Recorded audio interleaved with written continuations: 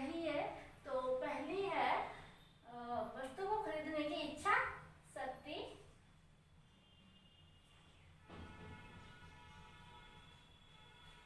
और सेकंड है उस वस्तु को खरीदने के लिए आपके पास संसाधन होने चाहिए। संसाधन या फिर उसको कहेंगे हम इनकम, आय।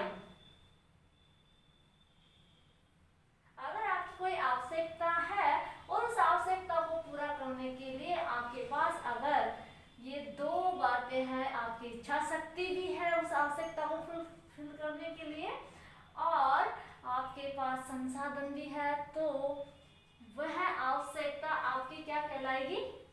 मांग कहलाएगी। ओके, अब हम देखते हैं मांग का नियम।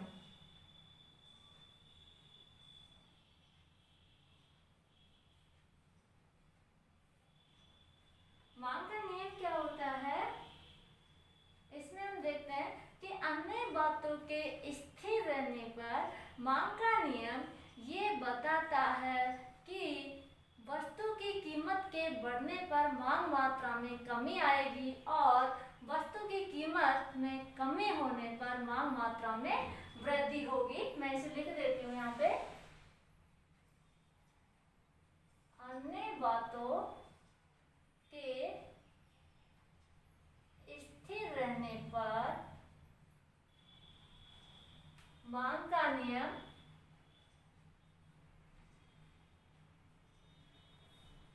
का नियम यह बताता है कि किसी वस्तु की कीमत में वृद्धि होने पर मांग मात्रा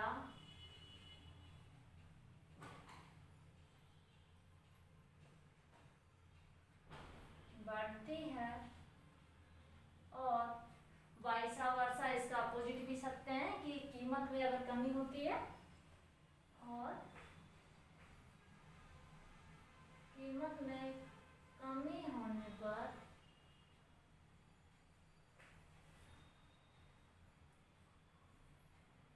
मांग मात्रा में यहाँ थोड़ी मिस्टेक हो गई। कीमत में वृद्धि होने पर मांग मात्रा में कमी होती है और कीमत में कमी होने पर मांग मात्रा में वृद्धि होती है। आपके समझ में आया होगा कि मांग के नियम में कीमत और मांग मात्रा में कैसा संबंध है? अपोजिट, ऋणात्मक संबंध है दोनों में कि कीमत अगर बढ़ रही है तो मांग मात्रा घट रही है और कीमत अगर घट रही है तो मांग मात्रा बढ़ रही है। अब इसमें हम देख रहे हैं कि अन्य बातों के स्थिर रहने पर ये कौन सी बातें हैं जिनको हम स्थिर रख रहे हैं, क्योंकि जब हम किसी वस्तु की मांग के बारे में अध्ययन करते हैं या मांग के बारे में बात करते हैं तब हम देखते हैं कि एक वस्तु की मांग पर विभिन्न कारकों का प्रभाव पड़ता है, जैसे उपभोक्ता की आय है, उसकी रुचि है, अन्य वस्तुओं की कीमतें हैं और भावी अनुमान है। तो इन सब का प्रभाव एक वस्तु की मांग पर पड़ता है। तो इसलिए अगर इनका प्रभाव पड़ता है और इनको स्थिर नहीं रखा जाएगा तो हमारा जो मांग का नियम है वो सक्सेसफुल नहीं हो पाएगा, वो फेल हो जाएगा। इसलिए अन्य बातों को हम स्थिर रखते हैं। तो मैं यहाँ नोट कर देती हूँ, अन्य बातें जो कि हमें स्थिर रखनी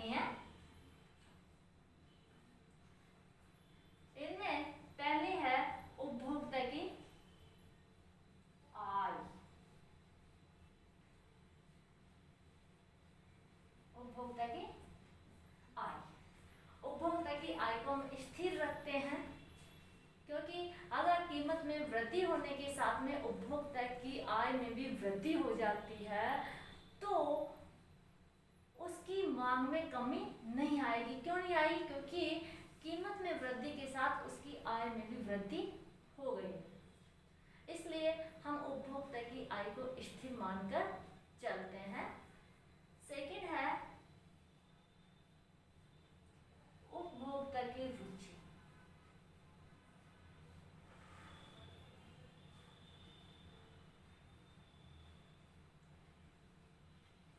उपभोक्ता की रुचि को भी हम स्थिर रखते हैं। क्यों रखते हैं? क्योंकि अगर किसी विशेष वस्तु के प्रति उपभोक्ता विशेष रुचि रखता है तो उस वस्तु की कीमत में वृद्धि होने पर भी उपभोक्ता उसे खरीदेगा। उस वस्तु की कीमत में यदि 10 गुना वृद्धि हो जाती है तब भी वो उतनी ही खरीदेगा जितनी वो पहले खरीदता था। जैसे आप देखोगे कि लॉकडाउन में जैसे कई लोग ऐसे होते हैं जिनको शौक होता है कि तंबाकू गुटखे खाने हैं, बीड़ी सिगरेट पीनी है, वाइन पीनी है। तो आपने देखा होगा कि इन पदार्थों की कीमतें बहुत ज़्यादा हो गई थी, 10 गुना 20 गुना भी हो गई थी। लेकिन फिर भी जो इनके शौकीन थे, जिनकी प्रेफरेंस थी, जिनकी रुचि थी कि उनको ये वस्तु हर कीमत पर चाहिए, उन्होंने 20 गुना और 10 गुना होने पर भी इन वस्तुओं को खरीदा। तो इसका मतलब यहाँ पर हमारा मांग का नियम लागू नहीं होएगा, क्योंकि हमारा मांग का नियम तो ये कहता है कि वस्तु की कीमत में अगर वृद्धि होती है तो डेफिनेटली उसकी मांग मात्रा में कमी आएगी। लेकिन यहाँ तो ऐसा हुआ ही नहीं। क्यों नहीं हुआ? क्योंकि ये वे वस्तुएं थी जो उन उपभोक्ताओं की विशेष रुचि की वस्तुएं थी। तो इस वजह से अगर उपभोक्ता की रुचि की वस्तु की बात करेंगे हम तो वहाँ पर हमारा नियम लागू नहीं होगा। इसलिए हम उपभोक्ता की रुचि को स्थिर मान के चलते हैं कि किसी विशेष वस्तु के प्रति उसकी किसी प्रकार की कोई रुचि नहीं है। और थर्ड है अन्य वस्तुओं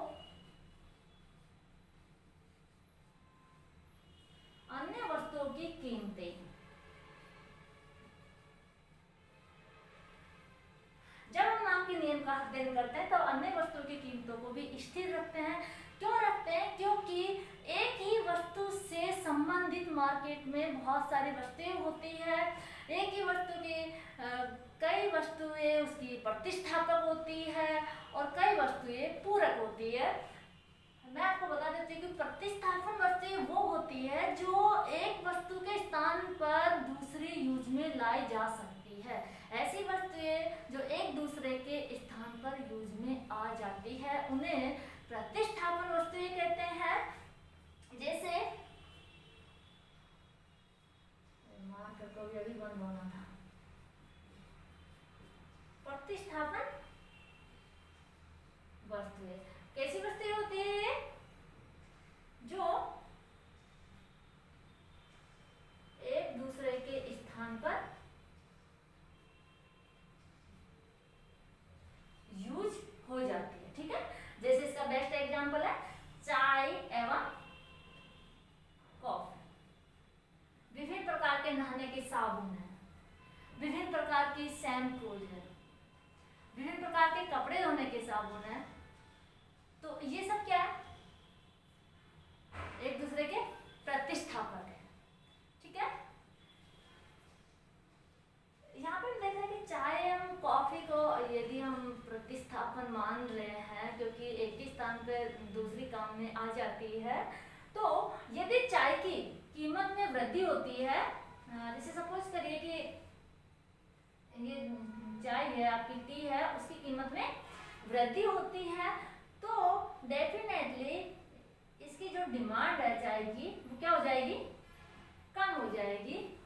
लेकिन चूंकि जो कॉफी है वो चाय की प्रतिस्थापक है तो इस वजह से कॉफी की जो कीमत है वो कांस्टेंट है, वो स्थिर है। लेकिन स्थिर होते हुए भी क्योंकि जो कीमत में परिवर्तन आया वो चाय की कीमत में आया है और चाय की कीमत में परिवर्तन आने से चाय की जो डिमांड है वो भी प्रभावित हुई है।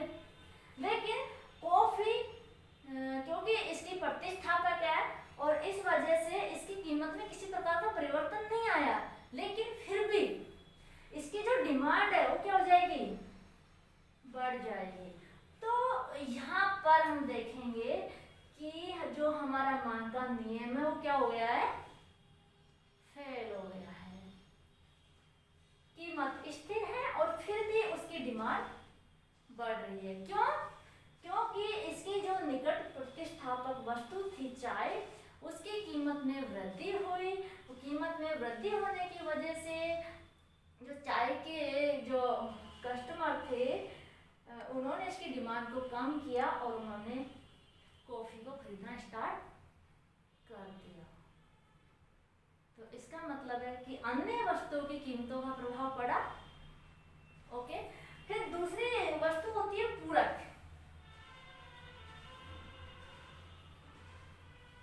पूरक वस्तु, पूरक वस्तुएं वो होती है जो एक साथ यूज होती है। कैसे यूज होती है, एक साथ, जो साथ साथ में उपयोग में लाई जाती है उन्हें हम पूरक वस्तुएं कहते हैं। जैसे एक एग्जांपल दें हम, पेट्रोल एवं कार, या पेट्रोल और मोटरसाइकिल कह सकते हो, और डीजल कार कह सकते हो, कुछ भी।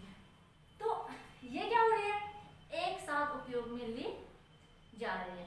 अब यदि एक की कीमत में चेंज होता है तो उसकी डिमांड में तो परिवर्तन आएगा ही, साथ में उसकी जो पूरक वस्तु है उसकी डिमांड में भी चेंज होगा। ओके, तो इसलिए हम अन्य वस्तुओं की कीमतों को क्या कर रहे हैं, स्थिर रखते चलते हैं।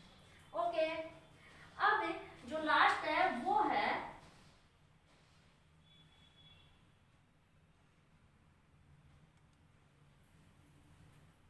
भावी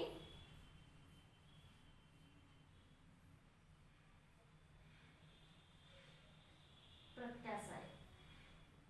ओके, इसमें क्या है कि आप अनुमान लगाते हो कि किसी वस्तु की कीमत है 8% बढ़ रही है और आपको लगा कि इन फ्यूचर इस वस्तु की प्राइस और ज़्यादा बढ़ेगी, तो आप क्या करोगे कि 8% में भी उसकी प्राइस बढ़ रही है, लेकिन उस बढ़ी हुई प्राइस पर ही आपकी डिमांड बहुत ज़्यादा बढ़ जाएगी। क्यों? क्योंकि आपको लग रहा है कि इन फ्यूचर उसकी प्राइस बहुत ज़्यादा बढ़ेगी और तब आप कम डिमांड कर पाओगे, इसलिए आप अभी उसे खरीदना स्टार्ट कर रहे हो। ओके, आपने देखा होगा मार्केट में या फिर अपने घर का स्टॉक भी होता है, जैसे फसलें पैदा होती है उसके बाद में उनका स्टॉक कर लिया जाता है। जब लगता है कि मार्केट में प्राइस ज़्यादा नहीं है तो हम उसका स्टॉक रखे रहते हैं, उसे निकालते नहीं हैं कि किस आशा में कि आगामी टाइम में कीमत बढ़ेगी, और जैसे कीमत बढ़ती है हम उस स्टॉक को बाहर निकाल देते हैं। तो इसी तरीके से जो मार्केट में जो वस्तुएं आती है तो उनको भी ये लगता है कि इन फ्यूचर इस वस्तु की कीमत बढ़ेगी, तो वो भी उस टाइम पे उसका स्टॉक कर देते हैं। लेकिन कभी कभी ये लगता है कि इन फ्यूचर प्राइस बहुत ज़्यादा गिरेगी, तो अगर किसी को स्टॉक निकालना है तो 8% उसकी प्राइस ज़्यादा नहीं है, लेकिन फिर भी उस स्टॉक को फटाफट ख़त्म करते हैं। क्यों? क्योंकि उनको लग रहा है कि इन फ्यूचर अगर प्राइस डाउन होती है तो उन्हें बहुत ज़्यादा लॉस होगा, तो उस स्थिति में वो अपना प्रॉफिट मैक्सिमम न करके अपने लॉस को मिनिमम करने की कोशिश करते हैं। तो ये पढ़ा हमने मांग का नियम।